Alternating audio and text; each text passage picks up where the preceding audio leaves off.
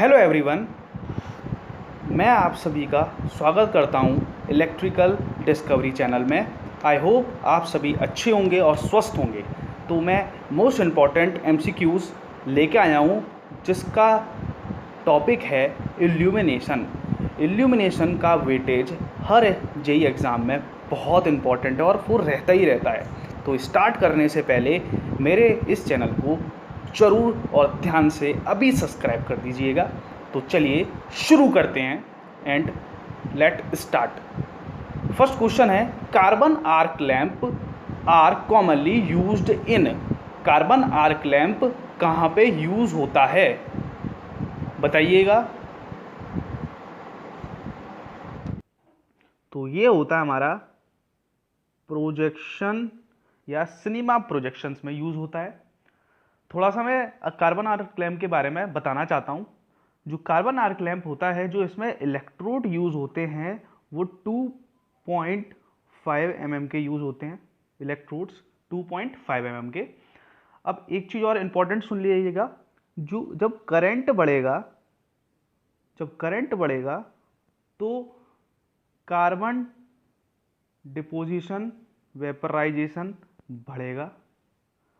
जब ये बढ़ेगा तो इन दोनों इलेक्ट्रोड के बिटवीन जो रेजिस्टेंस होगा वो गिरेगा। जब इन दोनों के बिटवीन रेजिस्टेंस गिरेगा तो तब वोल्टेज बढ़ेगा, किसका? आर्क का। ओके। जो पॉजिटिव इलेक्ट्रोड होता है उस पर 85% लाइट एमिट होती है और इस पे समथिंग 10% एमिट होती है।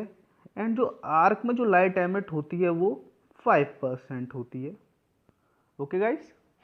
और इसके बारे में थोड़ी और नॉलेज चाहिए। इसकी एफिशिएंसी जो होती है वो हमारी 9 ल्यूमन पर वाट होती है। ओके गाइस, 9 ल्यूमन पर वाट। ओके गाइस, आगे बढ़ते हैं। ये भी एक अच्छा क्वेश्चन है। The illumination level in houses in the range, क्या रेंज का होता है, या इल्यूमिनेशन लेवल कितने रेंज का होता है हमारा हाउसेस में, बताइएगा। इसका आंसर भी साथों साथ आप कमेंट सेक्शन में भी दे सकते हैं। तो इसका आंसर है 100 to 140 lumen per metre square. ठीक है, आगे बढ़ते हैं। ये क्वेश्चन भी अच्छा है। For the same wattage which lamps is cheapest. इन सब जो ये सब लैंप दे रखे हैं, सबसे ज़्यादा चीपेस्ट कौन होता है? सबसे ज़्यादा चीपेस्ट कौन होता है? कौन सा लैंप चीपेस्ट होता है, बताइएगा। तो ये होता है GLS लैंप का मतलब क्या होता है? Journal light service lamps. Okay guys, आगे बढ़ते हैं। देखिए गाइस, ये एक जनरल पर्पस लाइट लैंप भी बोल सकते हैं और ये एक इनकैंडेसेंट लैंप भी है। तो इसके बारे में भी थोड़ा सा हम जानना बनता ही है जब पढ़ाई है टॉपिक। तो ये होती है हमारी कैप। ये नीचे वाला सेक्शन होता है कैप। ये यहाँ पे होता है फ्यूज़। ये होता है हमारा स्टैम्प। ये होता है एक्सटॉस ट्यूब। ये होता है डूमेट वायर। ये होता है लेड वायर्स। ये होता है सपोर्टिंग वायर जो फिलामेंट को सपोर्ट देता है। ये होता है हमारा टंगस्टन फिलामेंट। इसमें जो गैस फिल्ड होती है वो कौन सी गैस होती है? वो आर्गन गैस फिल्ड होती है। और ये जो इस पर कवर लगाया जाता है ये ग्लास का लगाया जाता है। ठीक है गाइस। आर्गन गैस इसलिए लगाई जाती है, ये किसी के साथ भी रिएक्ट नहीं करती। हमने कल भी एक टॉपिक पढ़ा था, आर्गन कैसी गैस है? एक इनर्ट गैस होती है। कैसी गैस होती है? इनर्ट गैस होती है जिसकी एक्सटर्नल ऑर्बिट में कोई भी इलेक्ट्रॉन फ्री नहीं होता। ये एक स्टेबल एटम होता है आर्गन का। आर्गन एक स्टेबल एटम है। ओके गाइस, और चलिए आगे बढ़ते हैं, इसके लिए इतनी जानकारी बहुत है। दूसरा, ये fourth question, which bulb operates on lowest power. इनमें से कौन सा बल्ब है जो लोएस्ट पावर का होता है, सबसे कम पावर कौन लेता है, बताइएगा। सबसे कम पावर कौन लेता है? नाइट बल्ब लेता है, नियॉन बल्ब लेता है, या GLS बल्ब लेता है, या टॉर्च बल्ब लेता है, बताइएगा। ये लेता है हमारा टॉर्च बल्ब, और ये मैंने जो दिखाया है डायग्राम टॉर्च बल्ब का, ये 12 वोल्ट बैटरी के हेल्प से ऑपरेट होता है। ओके गाइस, चलिएगा, ये क्वेश्चन भी बहुत बहुत बहुत अच्छा क्वेश्चन है। तो ये क्या क्वेश्चन है पहले देखते हैं। If fluorescent lamp the magnesium tungsten coated on the lamp surface to gives a color is, मतलब इसका मतलब क्या हुआ, जो मैग्नीशियम टंगस्टेट कोटिंग होती है लैंप की सरफेस पे, वो क्या रंग देती है, फ्लोरोसेंट में कौन सा रंग देती है, बताइएगा। बहुत अच्छा क्वेश्चन है। ग्रीन देती है, ब्लू देती है, या पिंक देती है, या ब्लूइश वाइट देती है? बहुत अच्छा क्वेश्चन है, बताइएगा। बहुत ज़्यादा अच्छा क्वेश्चन है। इसका जो आंसर होगा ब्लूइश वाइट होगा। चलिएगा आगे बढ़ते हैं। बहुत अच्छा क्वेश्चन है और इंपॉर्टेंट क्वेश्चन भी बनता है यहाँ से। जो सोडियम वेपर लैंप होता है उसको कितनी आयोनाइजेशन पोटेंशियल की जरूरत पड़ती है? कितने आयोनाइजेशन पोटेंशियल की जरूरत पड़ती है, बोलिएगा। बहुत अच्छा क्वेश्चन है, बहुत ज़्यादा इंपॉर्टेंट क्वेश्चन है। 5 वोल्ट्स पड़ती है, या 50 वोल्ट्स पड़ती है, या 100 वोल्ट्स पड़ती है, या 19 वोल्ट्स पड़ती है, बताइएगा। इसका आंसर जो होगा 5 वोल्ट्स। ओके, जी आपको ये ट्यूब दी है, ठीक है, ये आपको ट्यूब फिल्ड जो इससे होती है वो होती है मरकरी से, मरकरी वेपर से, या आर्गन गैस से। आर्गन गैस इसलिए भरी जाती है, ये ऑक्सीडाइज नहीं होने देती, रिड्यूस द ऑक्सीडाइजेशन, ठीक है। और ये होते हैं हमारे इलेक्ट्रोड्स, ये होती है हमारी सिलिकॉन या ग्लास ट्यूब होती है। ये ट्यूब जो होती है सिलिकॉन या ग्लास ट्यूब होती है ये, और ये होती है पोलैरिटी लीड्स होती हैं जी, यहाँ से हम सप्लाई कनेक्ट कर सकते हैं इजीली से। चलिए आगे बढ़िएगा। ये भी बहुत इंपॉर्टेंट क्वेश्चन है, ये बन सकता है एग्जाम में, तो चलिए समझते हैं ये क्वेश्चन है क्या।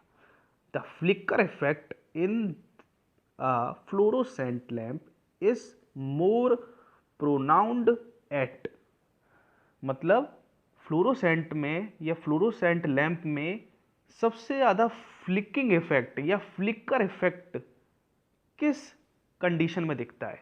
लोअर वोल्टेज हो, या हायर वोल्टेज हो, या लो फ्रिक्वेंसीज हो, या हाई फ्रिक्वेंसीज पे, किस पे दिखता है ये फ्लिकर इफेक्ट सबसे ज़्यादा, बताइएगा। बहुत इंपॉर्टेंट है, फिर मैं इसका मतलब भी बताता हूँ फ्लिकर इफेक्ट होता क्या है, बताइएगा। चलिए समझते हैं थोड़ा सा। ये होती है लो फ्रिक्वेंसी पर ये कंडीशन दिखती है। इस लो फ्रिक्वेंसी पे जो फ्लिकर इफेक्ट होता है फिलामेंट लैंप में, या फ्लोरोसेंट लैंप में, ये हमारा सबसे ज़्यादा देखने को मिलता है, मोर, ठीक है, मोर देखने को मिलता है। तो क्या होता है फ्लिकर इफेक्ट? फ्लिकर इफेक्ट वो इफेक्ट होता है जैसे कि हम क्या करते हैं, फ्लोरोसेंट ट्यूब में ब्लास्टर या चॉक का यूज़ करते हैं, ठीक है। और एक चीज़ ध्यान रखना, डीसी सप्लाई में हम यूज़ करते हैं रेजिस्टेंस का, डीसी सप्लाई में करते हैं हम किसका यूज़ करते हैं, रेजिस्टेंस का। और एसी सप्लाई में हम ब्लास्टर का यूज़ कर सकते हैं, या हम चॉक का यूज़ कर सकते हैं। ओके गाइस, जैसे आपको इधर दिख रहा है। अब फ्लिकर इफेक्ट होता क्या है, चॉक का या ब्लास्टर का कर सकते हैं, या स्टार्टर का भी कर सकते हैं, ठीक है, ये आपको स्टार्टर भी दिख रहा होगा। ठीक है, जो हमारा फ्लोरोसेंट लैंप होता है इसमें क्या होता है, जो फ्रिक्वेंसी होती है, वैसे बेसिकली अगर हम ब्लास्टर्स का यूज़ ना करें या चौक का यूज़ ना करें तो जो फ्रिक्वेंसी होती है वो कम होती है, और अगर हम चौक का यूज़ करते हैं तो ये जो फ्लिकर इफेक्ट है ये दिखना ख़त्म हो जाता है या रिमूव हो जाता है या एलिमिनेट हो जाता है। तो इसलिए हम फ्लिकर इफेक्ट को कम करने के लिए हम क्या करते हैं, हम ब्लास्टर्स का यूज़ करते हैं या मैग्नेटिक ब्लास्टर्स का यूज़ करते हैं, या हम चौक का भी यूज़ करते हैं। ओके गाइस, तो ये क्या करते हैं, चौक क्या करती है, ये फ्रिक्वेंसी को बढ़ा देती है जिससे कि ये फ्लिकर इफेक्ट है वो दिखना खत्म हो जाता है। और फ्लिकर इफेक्ट किस कंडीशन में सबसे ज़्यादा दिखता है, लो फ्रिक्वेंसी पे जनरेट या दिखना सबसे ज़्यादा दिखता है। ठीक है गाइस, चलिएगा थोड़ा सा और आगे बढ़ते हैं, समझते हैं। ये बहुत अच्छा क्वेश्चन है, ये आपको सिर्फ याद क्या समझना पड़ेगा या याद करना ही पड़ेगा ये आपको। तो क्या है ये, the wavelength of green colour is nearly, green colour nearly किसके होता है, 4000 एंगस्ट्रॉम या 4500 एंगस्ट्रॉम या 5000 एंगस्ट्रॉम या 5500 एंगस्ट्रॉम, बताइएगा। मैंने यहाँ पे कलर्स भी दे रखे हैं आपको, तो इस कलर के अकॉर्डिंग समझ लीजिएगा कितने क्या क्या होते हैं। ग्रीन का जो होता है, ग्रीन का जो कितना होता है, आप कितना ले सकते हैं, 5000 तक ले सकते हैं आप, 5000 एंगस्ट्रॉम तक ले सकते हो। तो इसका आंसर क्या होगा, 5000 एंगस्ट्रॉम। ठीक है, इस एक चीज़ और समझ लो, 1 एंगस्ट्रॉम में कितने मीटर्स होते हैं, 10 की पावर -10 मीटर। और अगर सेंटीमीटर में पूछे तो 10 की पावर -8 सेंटीमीटर। ठीक है गाइस, याद रखने वाली चीज़ें। चलिएगा, ये क्वेश्चन बहुत अच्छा क्वेश्चन है, इसको थोड़ा ध्यान से देखिएगा और समझिएगा क्या बोल रहा है ये question. A 60-watt lamp given a lumen flux of 1500 lumens, its efficiency is, क्या एफिशिएंसी आएगी, तो देखिएगा क्या लग रहा है, क्या क्या फॉर्मूला लग रहा है ये देखिएगा, इंपॉर्टेंट है। तो ल्यूमन एफिशिएंसी कितनी आएगी, बराबर ल्यूमन एफिशिएंसी बराबर lumen output upon power input.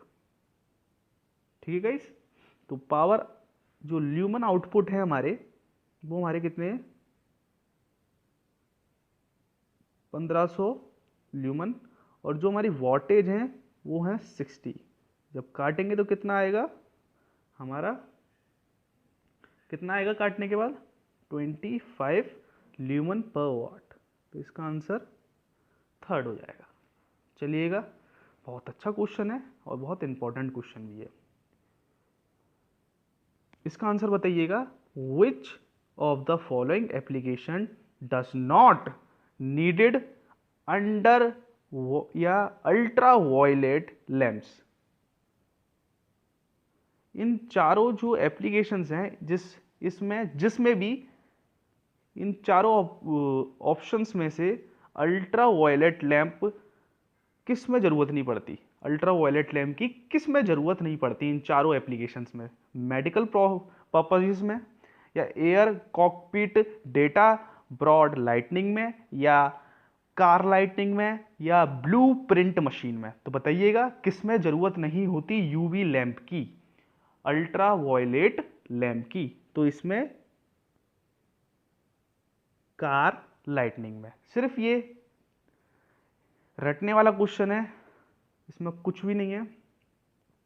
तो मैच द फॉलोइंग करनी है, तो बताइएगा क्या होगा, मैच द फॉलोइंग बताइएगा। इसका आंसर भी साथों साथ कमेंट सेक्शन में भी दीजिएगा, इसका आंसर क्या होगा जल्दी बताइएगा।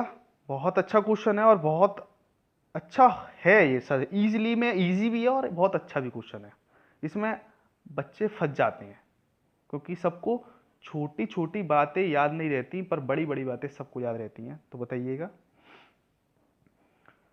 बताइएगा।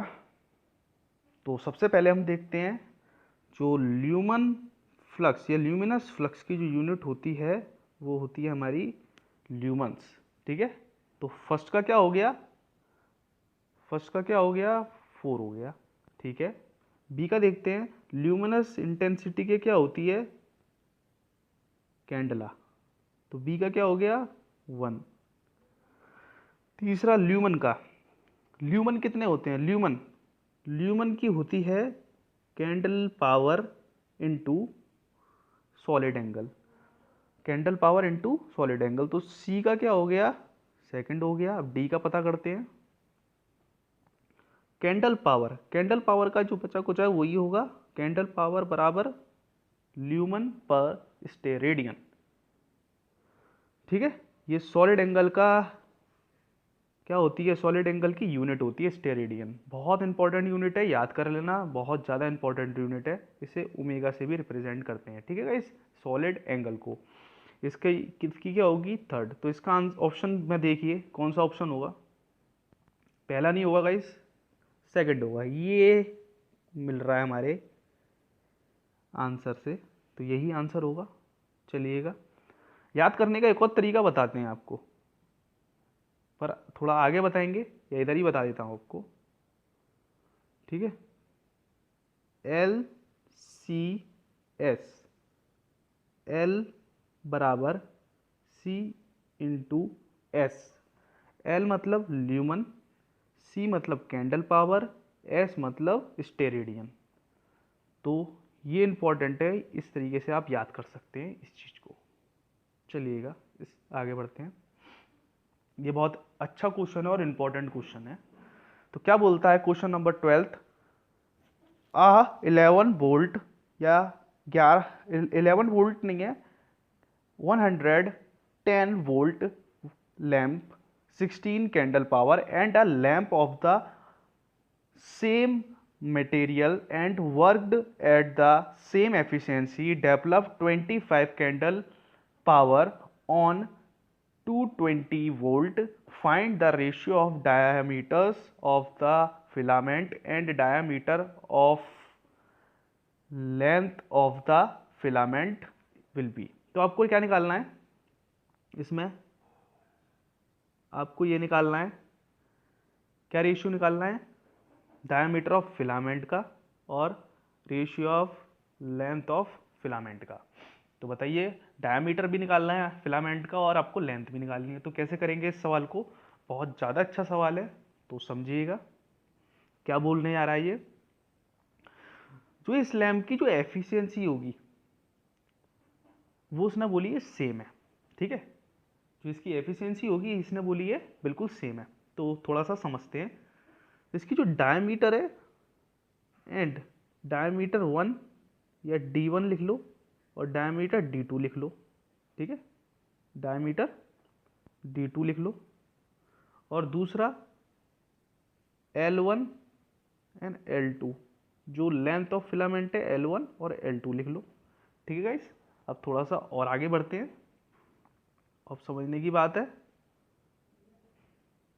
देखिएगा। अब इसमें और आगे बढ़ते हैं। पावर बराबर क्या होता है, V इंटू आई, पावर बराबर V इंटू आई। तो देखिएगा, बहुत इंपॉर्टेंट कॉन्सेप्ट है। तो 16 कैंडल पावर कितनी है, 16 बराबर 110, या डायरेक्टली प्रोपोर्शनल लगा सकते हैं साइन, डायरेक्टली प्रोपोर्शनल का साइन इंटू I1, पहली इक्वेशन। दूसरी इक्वेशन क्या ले सकते हैं, अपॉन में ले सकते हैं इसके। दूसरी है 25 कैंडल पावर, कितने वोल्टेज हैं, 220 वोल्ट I2। ठीक है गाइस, इसे काटिएगा दो, और जो हमारा आएगा रेशियो आएगा, जो I1 अपॉन I2 का जो रेशियो आएगा हमारा 32 अपॉन 25। तो याद रख लीजिएगा, इसे लिखते भी जाइए, नोटेड भी कीजिए, बहुत अच्छा क्वेश्चन है। चलो आगे बढ़ते हैं थोड़ा सा और। आपको पता होगा कि D1 डायमीटर डायरेक्टली प्रोपोर्शनल किसकी होती है, I1 अपॉन I2, पावर क्या होती है 3/2। ये आपको पता ही होगी, फॉर्मूला भी आपने पढ़ा होगा इसका। तो कितनी आई थी हमारी ये 32/25, पावर कितनी होगी 3/2। ठीक है, इससे हम सॉल्व करेंगे तो क्या आएगी T1 और D2 की वैल्यू, D1 अपॉन D2 का जो रेशियो आएगा कितना आएगा 1.8। ठीक है, ये याद करने वाली बात है। तो किस ऑप्शन में दिख रहा है, एक इस ऑप्शन में दिख रहा है और एक इस ऑप्शन में दिख रहा है। चलिएगा और आगे बढ़ते हैं। अब हमें लेंथ भी निकाल लिया, डायमीटर निकाल लिया है। तो आपको पता है जो कैंडल पावर होती है हमारी, जो कैंडल पावर होती है वो डायरेक्टली प्रोपोर्शनल होती है डायमीटर और लेंथ के। ठीक है, डायमीटर और लेंथ के फिलामेंट के। ठीक है, तो candle power 1 upon candle power 2, candle power 2 बराबर L1 upon L2 multiply by D1 upon D2। ठीक है, D2। अब देखिए आगे बढ़ते हैं थोड़ा सा और इसे थोड़ा और अच्छी तरह करते हैं। जो हमारी कैंडल पावर है वो कितनी है, पहले वाले की 16 ये लिखी है, दूसरे वाले की कितनी है 25। ठीक है, जो हमारा L1 होगा और L2 होगा वही तो निकालना है। जो इन दोनों का रेशियो दिया है D1 अपॉन D2 का, वो हमने कितना निकाला था, वो निकाला था हमने उसका रेशियो 1.18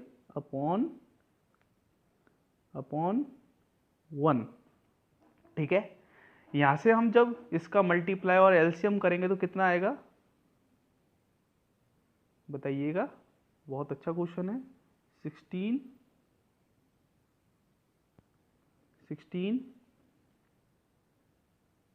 25 इंटू 1.18।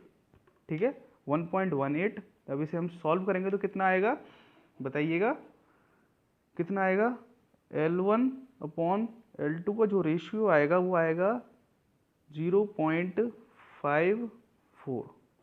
ठीक है, तो ये किस ऑप्शन में देखने को मिल रहा है, ये हमें फर्स्ट ऑप्शन में देखने को मिल रहा है। तो अच्छा क्वेश्चन था कि नहीं गाइस, ये कमेंट सेक्शन में बता भी सकते हो। चलिएगा आगे बढ़ते हैं। ये भी एक अच्छा क्वेश्चन है और इम्पोर्टेंट क्वेश्चन बनता है आप सभी के लिए। तो क्या क्वेश्चन है इसे पढ़िएगा जल्दी, और इसका आंसर भी आप कमेंट सेक्शन में ज़रूर दीजिएगा। फिर अब मैं इसे सॉल्व कराता हूँ, तो देखिएगा क्या होगा इसका।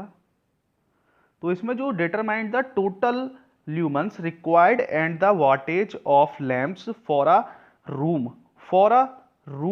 Of size 10 metre into 8 metre having illumination of 130 lumen per metre square. Total number of lamps 8, total number of lamps 8 है एंड यूटिलाइजेशन फैक्टर है 0.8 एंड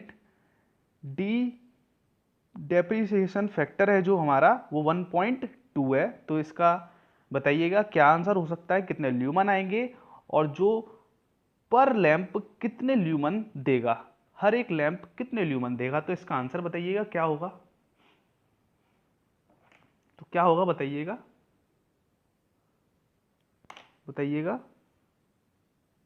टोटल ल्यूमन बराबर 80 क्या होगा 80 मतलब रूम का जो साइज निकलेगा एल इंटू बी कितना है, ये रहा 10 इंटू 8, तो 80 हो जाएगा 80 मीटर स्क्वायर। मल्टीप्लाई बाय जो हमारी ल्यूमन की एफिशिएंसी है, मतलब जो इल्यूमिनेशन है हमारा कितना है 130 इंटू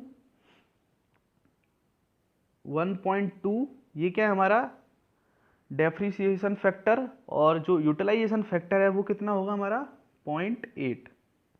इसे जब हम सॉल्व करेंगे, सॉल्व कीजिए क्या आएगा इसका आंसर। इसका आंसर आएगा 15600 ल्यूमन। ठीक है, 15600 ल्यूमन। ठीक है, अब उसने ये भी एक चीज पूछी थी, इंपॉर्टेंट चीज पूछी है कि टोटल ऑफ लैंप इतने हैं। ठीक है, टोटल नंबर ऑफ लैंप इतने हैं। उसने जो पूछा है watt of lamps, watt of lamps, total lumen तो हमने निकाल दिया, वाट ऑफ लैंप्स निकालेंगे। तो कुछ नहीं करना आपको, जो टोटल नंबर ऑफ ल्यूमन्स हैं, टोटल नंबर ऑफ ल्यूमन्स कितने आए हमारे, इतने आए हैं, डिवाइड बाय 8 कर दीजिएगा। जब काटिएगा तो आपका आएगा 1950। तो इसका जो आंसर होगा ये आपका फोर्थ आंसर बनेगा। क्या बनेगा, फोर्थ आंसर बनेगा। ठीक है, समझ में आ गया। चलिएगा आगे बढ़ते हैं। क्वेश्चन नंबर 14, बहुत अच्छा क्वेश्चन है। क्वेश्चन नंबर 14 क्या पूछ रहा है, ये देखिएगा क्या पूछ रहा है। फाइंड ल्यूमन या इल्यूमिनेशन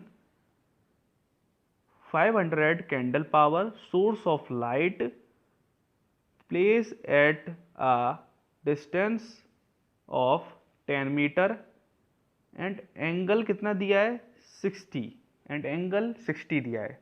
तो इल्यूमिनेशन हमें फाइंड करना है। तो इल्यूमिनेशन एक फॉर्मूला होता है, एक फॉर्मूला होता है लैम्बर्ट कोसाइन लॉ। ये फॉर्मूला इसका ये होता है, इसका फॉर्मूला E बराबर I upon D square cos theta. ठीक है, तो ये फॉर्मूला बहुत अच्छा फॉर्मूला है। इल्यूमिनेशन निकालना है, इंटेंसिटी दी रही है, डिस्टेंस दी है, एंड थीटा की वैल्यू दी है। तो पुट करो और आंसर निकालो, क्या आंसर आएगा।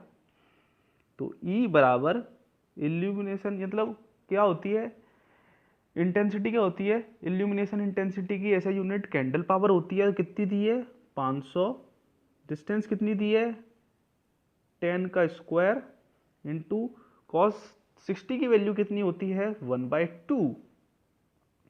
जब काटेगा तो कितना आएगा देखिएगा, तो यह आएगा 2.5, और 2.5 कहाँ पे दिख रहा है आपको, 2.5 ल्यूमन पर मीटर स्क्वायर। ध्यान से रखना, इल्यूमिनेशन की जो ऐसा यूनिट होती है वो क्या होती है, ल्यूमन पर मीटर स्क्वायर। चलिएगा आगे बढ़ते हैं। अच्छा क्वेश्चन था। हाँ, ये वाला क्वेश्चन बहुत इंपॉर्टेंट क्वेश्चन है, तो जरूर देख के जाने का पेपर से पहले इस वीडियो को।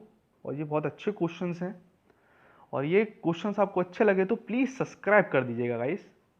चलिएगा, क्योंकि मेहनत मैं भी करता हूँ और आप तो करते ही करते हैं। तो चलिएगा देखते हैं तो क्या बोल रहा है, the sum of the gas.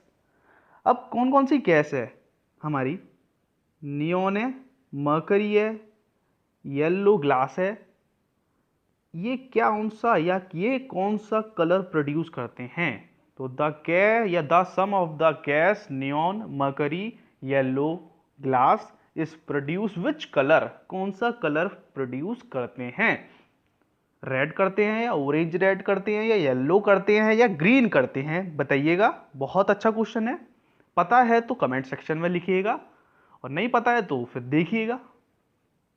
तो इसका आंसर है ग्रीन। ठीक है गाइस, चलिएगा आगे बढ़ते हैं थोड़ा सा और।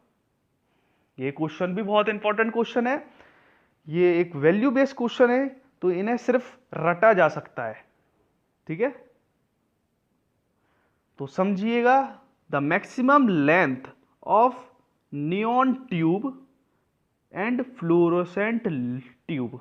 तो इन दोनों ट्यूब की कितनी लेंथ होती है, मतलब ये कोई ट्यूबलाइट है, ये कोई ट्यूबलाइट है, तो कितनी लंबी ट्यूबलाइट होगी, नियॉन ट्यूब और फ्लोरोसेंट ट्यूब। तो इन दोनों के क्या क्या साइज होते हैं, तो बताइएगा, बहुत अच्छा है, बताइएगा। तो ये होती है, जो लेंथ होती है ट्यूब की, नियॉन ट्यूब की होती है 1 मीटर, और जो फ्लोरोसेंट ट्यूब की होती है 1.5 मीटर।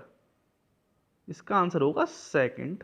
ठीक है गाइस, चलिएगा। और एक चीज और आपसे पूछना चाहता हूं, जो फ्लोरोसेंट लैंप होता है या ट्यूब होती है, उसकी जो एवरेज लाइफ होती है वो कितनी होती है, तो उसकी जो एवरेज लाइफ होती है वो होती है 4000। कितनी होती है, 4000 ईयर्स नहीं होती, 4000 आवर्स होती है। तो थोड़ा सा इसको देख के एंड समझ के चलिएगा। और आगे बढ़ते हैं। और एक और चीज आपको बताना भूल गया, जो फ्लोरोसेंट की जो एफिशिएंसी होती है वो कितनी होती है, 40 ल्यूमन पर वाट। कितने, 40 ल्यूमन पर वाट। ठीक है, चलिएगा आगे बढ़ते हैं नए क्वेश्चन के साथ। चलिए, ये गाइस बहुत इंपॉर्टेंट क्वेश्चन है, अगर आता है तो सॉल्व कीजिए और नहीं आता तो देखिए।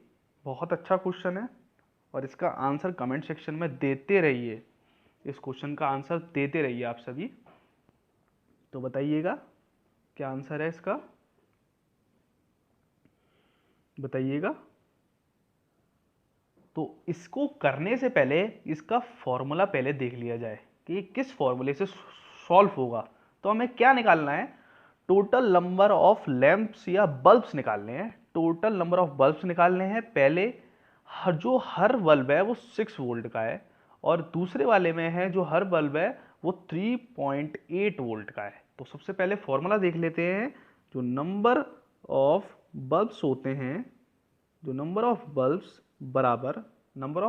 बराबर supply voltage upon voltage of one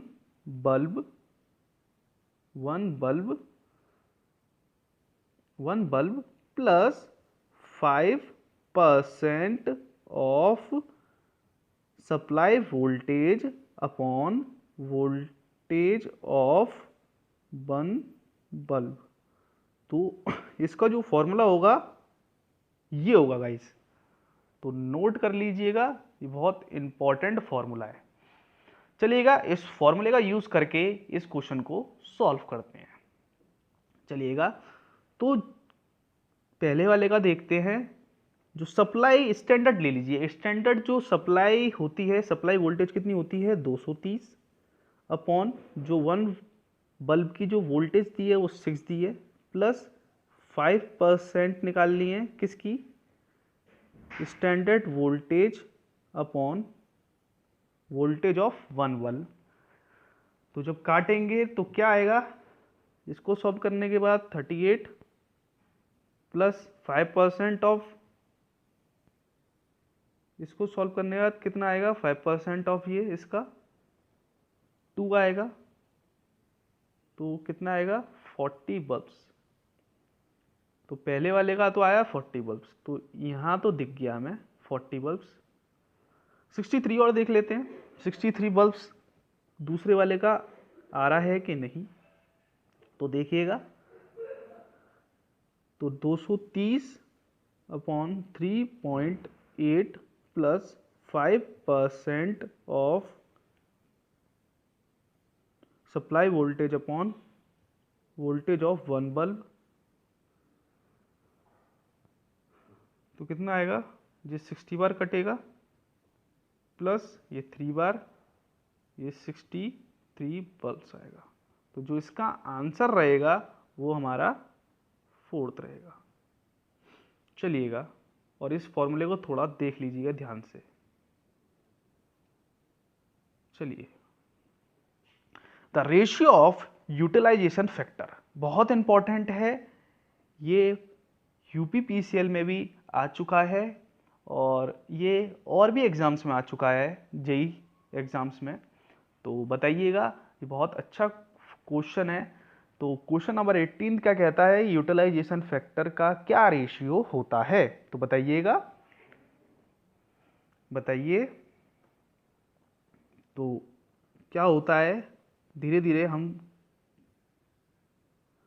points पढ़ते हैं कि क्या क्या बोलते हैं। पहला पॉइंट क्या बोलता है, total light on given source पर light falling on the given surface. नहीं, गलत गाइस। सेकंड वाला भी गलत है गाइस। थर्ड वाला बिल्कुल करेक्ट है।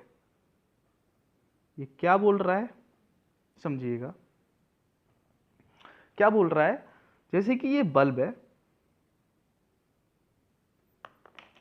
जैसे ये बल्ब है कोई, ठीक है, और ये हमारी सरफेस है, तो ये लाइट एमिट करेगा और सरफेस पे ये फॉल होगी, ठीक है। तो ये तो लाइट का, ये इस प्रोसेस का जो ये दिखा रहा हूँ यूटिलाइजेशन फैक्टर का, ये तो आउटपुट होगा, और जो ये एमिट कर रहा है वो तो इनपुट होगा या रेडिएंट कर रहा है। तो ये यही बोल रहा है, और हमें पता ही है कि आउटपुट अपॉन इनपुट होता है हमेशा। तो आउटपुट में क्या है कि light falling given surface, light falling given surface upon या to the total light radiant by source. जो इससे लाइट सोर्स से, या जो लाइट सोर्स दे रखा है, जो बल्ब दे रखा है, जितनी लाइट एमिट होगी ये इसका इनपुट होगा, और आउटपुट क्या होगा, जो लाइट फॉल हो रही है, जो गिर रही है हमारी सरफेस पे लाइट, तो वो इसका आउटपुट होगा। तो आउटपुट अपॉन इनपुट जो होता है हमारा यूटिलाइजेशन फैक्टर। तो ध्यान से इसे समझ लीजिएगा और याद कर लीजिएगा। चलिएगा आगे बढ़ते हैं। The solid angle is equal to, important है और बहुत अच्छा क्वेश्चन है, और ये बार बार रिपीट होने वाला क्वेश्चन है। तो बताइएगा क्या होता है। The solid angle is equal to, the solid angle is equal to, बताइएगा 2 पाई, 2/3 पाई, 4 पाई या 3 पाई। बताइएगा, जल्दी बताइएगा इसका आंसर। तो आप सभी को पता है कि सॉलिड एंगल बराबर area of sphere upon radius का स्क्वायर, जो एरिया ऑफ स्पेयर होता है वो 4 पाई आर स्क्वायर होता है, अपॉन ये आर स्क्वायर से आर स्क्वायर कट होगा तो क्या बचेगा 4 पाई, और जो हम सॉलिड एंगल को डिनोट करते हैं ओमेगा से, ठीक है। तो इसका आंसर क्या होने वाला है गाइस, 4 पाई। क्या होगा, 4 पाई, ठीक है। थोड़ा सा और बताता हूं आपको। जैसे ये टॉर्च है और ये हमारी वॉल है, ठीक है, ये हमारी वॉल है, ठीक है। जो लाइट एमिट होती है वो हमारी इस प्रकार होती है, और यहाँ पे जो बनता है ये हमारा स्पेरिकल शेप में बनती है जो लाइट, और जो वॉल पे भी पड़ेगी वो स्पेरिकल सरफेस पे ही बनेगी, ठीक है। और जो ये डिस्टेंस होगी वो आर होगी, टॉर्च और वॉल के बीच की। तो इसलिए हम सॉलिड एंगल इसे ही बोलते हैं, यही हमारा सॉलिड एंगल होता है, ठीक है। ये बहुत इंपॉर्टेंट है और याद रखिएगा। चलिएगा आगे बढ़ते हैं। चलिएगा, तो ये वाला भी बहुत अच्छा है क्वेश्चन। तो क्या कहता है ये, द रेशियो ऑफ लाइट या beam factor, the ratio of beam factor क्या होता है, the ratio of beam factor, incident beam of reflection beam, incident beam to reflection beam, या ये वाला ही तो लग रहा है मुझे, यही लग रहा है गाइस, यही इसका आंसर है और यही इसका करेक्ट आंसर है, reflection beam to incident beam. तो थोड़ा सा हम ये समझते हैं कि रिफ्रैक्शन क्या होता है। रिफ्रैक्शन देखो ये होता है, देखिए पहले रिफ्लेक्शन समझाता हूँ फिर refraction. This is a normal, जो ये सरफेस के परपेंडिकुलर होती है नॉर्मल 90 डिग्री पे। जो लाइट आती है वो इंसिडेंट 45 डिग्री एंगल पे होती है, ये इंसिडेंट रे, और इसी एंगल पे हमारी रिफ्लेक्ट होती है रिफ्लेक्टेड रे, जो angle r, angle i equals to angle r, ठीक है। और जो हमारा रिफ्रैक्शन होता है, ये रिफ्रैक्शन होता है हमारा रेयर टू डेंसर मीडियम या denser medium to rarer medium, ठीक है गाइस। बहुत इंपॉर्टेंट है, याद रखना, सब कंफ्यूज हो जाते हैं रिफ्रैक्शन बीम में क्या अंतर होता है और रिफ्लेक्शन बीम का क्या अंतर होता है। तो ये दोनों अंतर आपको समझ में आए, रिफ्लेक्शन ये हो रहा है और जो रिफ्रैक्शन हो रहा है ये यहाँ पे हो रहा है, ठीक है गाइस। ये हमारा सेम मीडियम में होता है और ये हमारा रेयर टू डेंसर मीडियम में होता है। तो ये ध्यान से याद रखिएगा, बहुत इंपॉर्टेंट क्वेश्चन है। और आप ये भी बताइएगा बीम फैक्टर कितना होता है, बीम फैक्टर की वैल्यू कितनी होती है, इसे कमेंट सेक्शन में जरूर लिखिएगा इस। और वीडियो अच्छी लगे तो बिल्कुल सब्सक्राइब तो करके जाइएगा। तो और ऐसी वीडियो मैं लाता रहूँगा आपके सभी के लिए। तो और आगे क्वेश्चन देखते हैं क्या कह रहे हैं और आगे क्वेश्चंस। तो एक क्वेश्चंस और आया, एक हमारा न्यूमेरिकल, बहुत इंपॉर्टेंट न्यूमेरिकल आया है जो एग्जाम के लिए बहुत इंपॉर्टेंट रहते हैं ऐसे इस टाइप के क्वेश्चंस। तो जरूर कीजिएगा, सिलेक्शन के लिए जरूर कीजिएगा इन क्वेश्चंस को। तो क्या कह रहा है ये question, if a 0.4 ampere bulb produce total 2000 lumens flux then find, पहला क्या फाइंड करा रहा है, एवरेज कैंडल पावर, दूसरी क्या करा रहा है, एफिशिएंसी। एफिशिएंसी तो बताइएगा, बहुत अच्छा क्वेश्चन है और याद रखने वाला क्वेश्चन तो नहीं है, सिंपल फॉर्मूला याद रखो और आंसर आएगा आपका।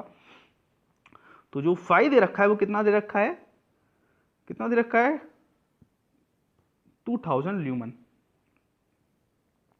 और वोल्टेज हम स्टैंडर्ड वोल्टेज लेके चलते हैं, या मैक्सिमम हम इतनी वोल्टेज ले सकते हैं 250 वोल्ट, ओके गाइस। और जो हमारा करंट है वो कितना है, 0.5 एम्पियर, ठीक है। तो क्या निकालनी है, कैंडल पावर। तो कैंडल पावर बराबर क्या होती है हमारी, टोटल ल्यूमन या टोटल फ्लक्स अपॉन 4 पाई। तो जो टोटल ल्यूमन है हमारे कितने हैं, 2000, और जो हमारी 4 पाई, पाई की वैल्यू होती है 3.14। तो इसे काट के आंसर बताइएगा क्या आएगा, बताइएगा। तो इसका जो आंसर आएगी, जो सीपी आएगी हमारी, कितनी आएगी हमारी, 159.3 कैंडल पावर, ठीक है गाइस। आपको इसमें दिख रहा होगा, थर्ड ऑप्शन में आपको ये आंसर दिख रहा होगा। चलिएगा, एफिशिएंसी आपको पता ही है, output flux upon input wattage या इनपुट वाटेज रेटिंग। तो कितनी है देखिएगा, तो जो एफिशिएंसी होती है, तो आउटपुट फ्लक्स कितना है था 2000, जो इनपुट पावर होगी, जो इनपुट ऑपरेटिंग वोल्टेज या ऑपरेटिंग पावर होगी जो हमारी, वो कितनी होगी, स्टैंडर्ड कितनी लिखी थी 250, इंटू करेंट एम्पियर कितना है 0.4, ये आपको दे रखा है 0.4 बल्ब में जो जितना जा रहा है करंट। तो आपको काट पीट के इसका आंसर कितना आएगा बताइएगा।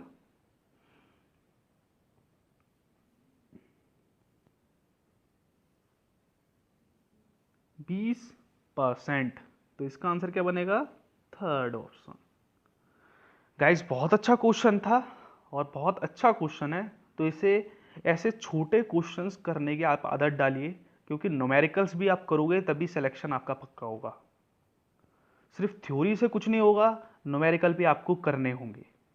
चलिएगा, तो एक चीज़ आपको थोड़ी क्लियर करके समझा दूं। आपको क्लियर दिख रहा है ना, वैसे क्लियर दिख रहा है तो आप थोड़ा सा देखिएगा। ये हमारी लाइटनिंग स्कीम्स है और लाइटनिंग स्कीम्स आपको हर एग्जाम से पूछने लग गया है, एग्जामिनर हर एग्जाम में पूछने लग गया लाइटनिंग स्कीम। तो ये पहली लाइटनिंग स्कीम है हमारी डायरेक्ट लाइटनिंग। ये होती है जनरल पर्पस लाइटिंग भी बोल सकते हैं इसे, इसको इनडायरेक्ट लाइटनिंग भी बोल सकते हैं। ये सेमी डायरेक्ट लाइटनिंग है, ये डायरेक्ट या इनडायरेक्ट लाइटनिंग भी है, दोनों चीज़ें दिखाई हैं इधर। और ये होती है हमारी सेमी इनडायरेक्ट लाइटनिंग। जो डायरेक्ट लाइटनिंग होती है ये 90 से 100% सरफेस पे क्या देती है, लाइट देती है, मतलब डाउन लाइट देती है। और ये जनरल पर्पस जो लाइट होती है ये हमारी, ये देखिएगा, ये 40 to 60% डाउन लाइट देती है या 60 से 40% अपवर्ड लाइट देती है। तो ये हमारी पूरा 360 लाइट देती है हमारी जनरल पर्पस लाइट या जनरल डिफ्यूज लाइटनिंग। ठीक है, ये वाली लाइटनिंग है इनडायरेक्ट लाइटनिंग। इनडायरेक्ट लाइटनिंग जो होती है हमारी, ये हमेशा अपवर्ड देती है, अपवर्ड देती है हमेशा। किस पे देगी, ये रूफ पे, ठीक है, छत पे देगी हमेशा। तो रूफ पे देगी तो ये 90 से 100% अपवर्ड लाइट देती है। ठीक है गाइस, बहुत अच्छी चीज़ है और समझ लीजिएगा, ये सीधे क्वेश्चन में पूछ लिया जाता है। और ये इस बार के एसएससी एग्जाम में भी 2 क्वेश्चन पूछे गए थे इससे, फर्स्ट शिफ्ट में। ठीक है गाइस, तो फोर्थ क्वेश्चन है semi direct lightning. Semi direct lightning क्या होती है, देखिएगा ये लिखा भी है 60 to 90% के डाउनवर्ड लाइट देता है और 40 to 10% ये अपवर्ड लाइट देता है। दिख रहा होगा अपवर्ड, और ये नीचे जा रही है डाउनवर्ड। और दूसरी है ये डायरेक्ट और इनडायरेक्ट लाइटनिंग। ये हमारी स्पेशल जन पर्पस के लिए दोनों चीज़ें दिखाई हैं आपको, ऊपर भी जा रही है लाइट और नीचे भी जा रही है। तो ये हमारा थोड़ा मिक्स बताया है, इसमें दोनों मिक्स चीज़ बताई है। और ये होती है हमारी semi indirect lightning. Semi indirect lightning में क्या होता है हमारा कि 10 से 40% डाउनवर्ड लाइट जाती है और 90 से 60 अपवर्ड लाइट जाती है। तो बहुत इंपॉर्टेंट है गाइस, ध्यान से इन सभी को जरूर देख लीजिएगा, बहुत ज़्यादा इंपॉर्टेंट है आपको और आपके एग्जाम के लिए, एग्जाम के लिए, सॉरी गाइस, एग्जाम के लिए। तो चलिएगा आगे बढ़ते हैं। अगर आपको अच्छा लगती है ये वीडियो और बहुत आपके लिए यूजफुल है तो प्लीज़ सब्सक्राइब करे बिना बिल्कुल नहीं जाइएगा। चलिएगा आगे बढ़ते हैं। तो आपको एक क्वेश्चन दे रहा हूं और इसका आंसर आप कमेंट सेक्शन में जरूर दीजिएगा, प्लीज जरूर दीजिएगा। तो क्वेश्चन नंबर 22 क्या कहता है, which lightning scheme is 60 to 90% of the total light is through a word. तो ध्यान रखिएगा कितनी बोल रहा है, 60 to 90% of total light through a word.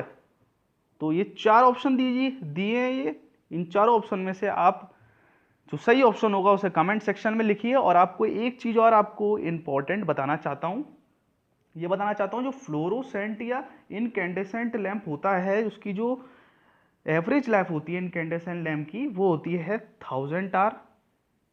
कितना आर होती है, 1000 आर होती है। तो बहुत इंपॉर्टेंट है, याद रखिएगा 1000 आर होती है। तो आप इस चीज को भी जरूर याद रखिएगा। ठीक है, एक होती है mercury vapour lamp, mercury vapour lamp, आप जानते ही होंगे। जो इसकी एवरेज लाइफ होती है वो 3000 आर होती है। कितने, 3000 आवर्स होती है। तो बहुत ज़रूरी है आपको इस चीज़ को याद करने के लिए, बहुत ज़रूरी है।